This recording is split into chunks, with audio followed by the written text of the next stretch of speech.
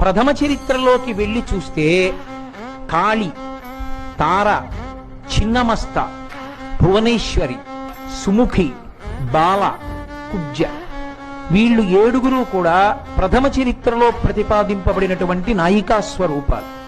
అలాగే మీరు మధ్యమ చరిత్ర దగ్గరికి వచ్చేటప్పటికి మధ్యమ చరిత్రలో మళ్ళీ ఏడుగురు నాయికలు కనపడతారు.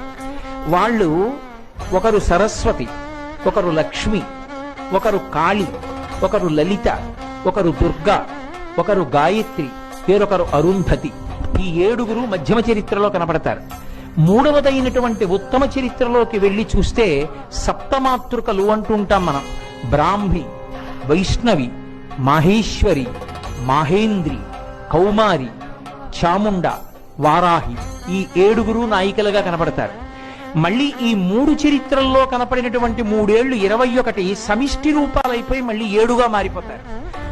మారిపోయినప్పుడు వాళ్లే ఒకటి ఆ మొట్టమొదటి స్వరూపంలో ఉండేటటువంటి తల్లి ఆ శ్రీశైలంలో ఉండేటటువంటి భ్రమరాంబ, అలాగే శతాక్షి, అలాగే కనకదుర్గ, 4వది లలితాంబిక, 5వది నంద, 6వది భీమ, 7వది రక్తదంతిక.